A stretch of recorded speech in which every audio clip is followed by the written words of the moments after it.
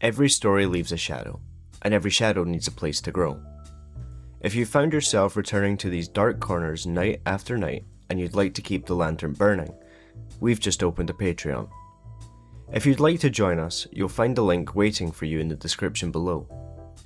As a Patreon supporter, you'll also receive every new episode 24 hours before it's released publicly, giving you an early glimpse into the darkness. Every contribution goes straight back into the show, improving audio quality, working with talented voice actors, supporting the team behind the scenes, and ensuring the incredible authors who share their nightmares are fairly rewarded.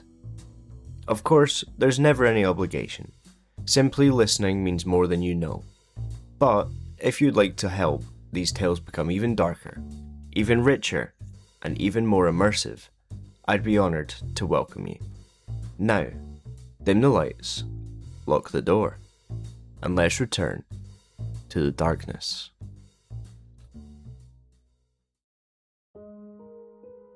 I was 11 years old when I died. Most people don't remember the exact day their lives changed forever. They remember birthdays, holidays, the first time they fell in love. Me? I remember the smell of damp bark beneath my hands, the laughter of my best friend somewhere below me, and the sound of an old oak tree groaning like it knew something I didn't. I still dream about that tree. It stood at the edge of Blackwood Forest behind my grandparents' farmhouse, older than anyone in the village could remember. Its branches stretched over the fields like twisted fingers clawing at the sky. Adults always warned us to stay away from it. "It's rotten," my granddad would say. "One day it'll come down." But every kid in the village climbed it anyway. That afternoon, the sky was bright blue, and the summer had painted everything in warm shades of green.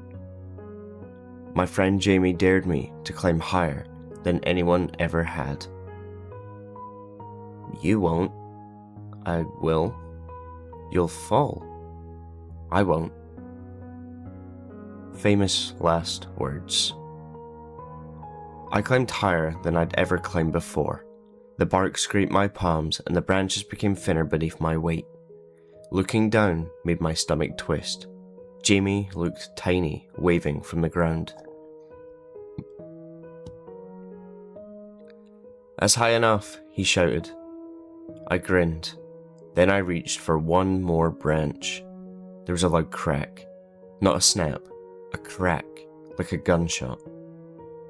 The branch folded beneath me. For one impossible second, I floated. I remember seeing birds explode from the top of the tree. I remember the sky spinning. The darkness wasn't around me, it was everything. There was no ground beneath my feet, no wind, no heartbeat, no sound, just endless black. I called for my mum. No answer. I screamed until my throat burned. Still nothing. Then, something answered. Not with words, with breathing. Slow. Heavy. Close enough that I felt warm air against the back of my neck. I spun around. Nothing. The breathing stopped and I convinced myself I was imagining it. Then I realized I wasn't standing anymore. I was sinking. Slowly. Like my feet were disappearing into wet earth, except there wasn't any earth. Just darkness swallowing me, inch by inch.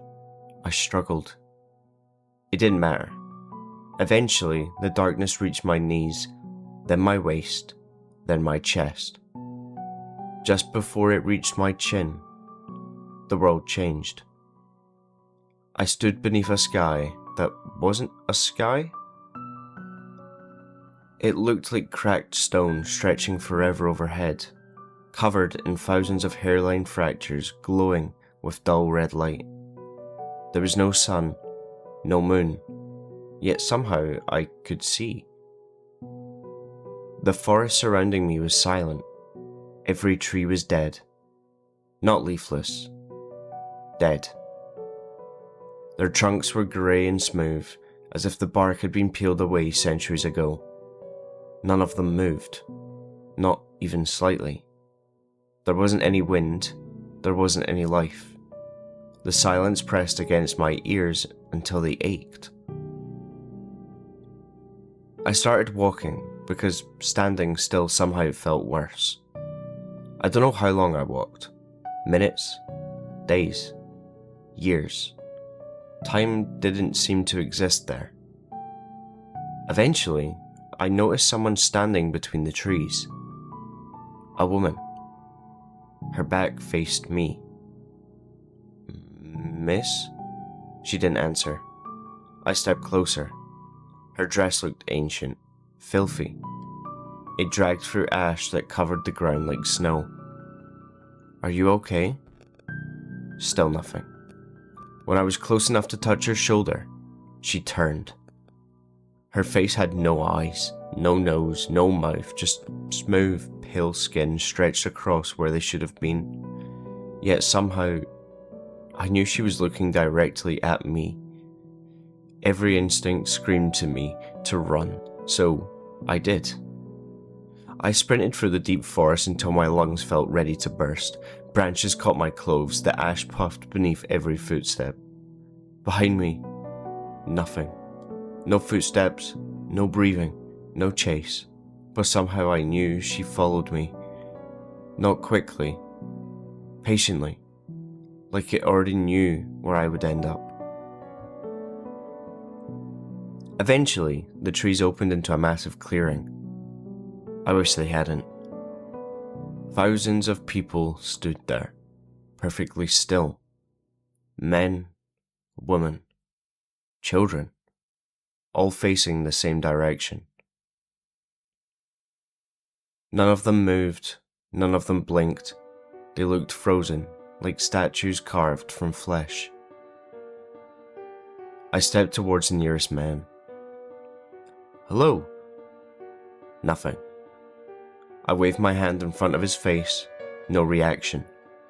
I reached out. His eyes rolled towards me. Only his eyes. The rest of him remained perfectly still. His lips never moved, yet I heard him whisper, "Don't let them know you're awake." I stumbled backwards. The whisper came again, this time from every person, thousands of voices all speaking together. Don't let them know you're awake. The ground trembled, every head slowly tilted upwards. Something enormous moved above the trees. I couldn't see it. Only the tops of the dead forest bent beneath impossible weight. Tree after tree leaned aside. Something was coming, something huge. Every frozen person whispered louder. Too late. I ran again. The forest never ended. No matter how fast I sprinted, the trees remained the same. Grey trunks, black branches, ash, silence. Eventually, I reached a river. Except the river flowed upwards. It rose from the ground into the sky, disappearing into one of those glowing cracks overhead. Inside the water, faces. Thousands of faces drifted silently past. Their mouths opened and closed. No sound emerged. A little girl floated by. She looked about maybe 6. She smiled at me. Then she mouthed 3 words. "It's behind you." I refused to look. I couldn't, because I already knew. The breathing had returned. Slow, deep. Directly behind my left ear. Warm air brushing my neck. I closed my eyes. Please, please, don't let me see it. The breathing stopped. Something touched my shoulder. One finger. Cold. Impossible. I turned anyway. Nothing. Empty forest, empty river, empty ash. Relief flooded through me until I looked down. There were footprints surrounding mine. Not human footprints. Each one looked like an entire hand had been pressed into the ash. Long fingers. Far too many joints. They circled me. Whoever made them had walked around me dozens of times while I stood there, watching, waiting. I wasn't alone. I had never been. I don't remember falling asleep there. I don't think anyone could. Instead, I opened my eyes in a hospital bed. Bright white lights blinded me, machines beeping beside me. Someone screamed, "Mum, he's awake!" The room exploded into movement. Doctors rushed inside, nurses checked my monitors. My mother collapsed beside the bed, crying so hard she couldn't speak. My dad hugged me so tightly, I thought my ribs would break. "You've been asleep for 4 months," someone said. 4 months? That couldn't be right. I'd only been gone. How long had I been gone? Hours? Days? Years? I couldn't remember anymore. They called it a miracle. Doctors asked questions. Did I know my name? Did I know where I was? Could I move my fingers? Did I remember the accident? I answered every question, except one. Did I dream? I looked at the doctor. I almost told him everything. The forest, the river, the faceless woman, the whispers. Instead, I lied. No. He smiled and wrote something on his clipboard. That's perfectly normal. No, it wasn't. Nothing about it was normal. Because as everyone celebrated around my hospital bed, I noticed someone standing, silently, in the corner of the room. A little girl, around 6 years old. Her hospital gown looked soaked. Water dripped steadily onto the floor. Nobody reacted. Not even the doctors. Not my parents. She stared directly at me. Then slowly, she raised one finger to her lips. Shh. The room suddenly felt cold. She smiled. Not kindly. Sadly. Then she whispered another 3 words. It's still here. The lights flickered. Every heart monitor in the room emitted one long continuous tone. For just a fraction of a second, everyone except me froze completely still. The doctors, my parents, the nurses, none of them moved. None of them blinked, exactly like the people in the clearing.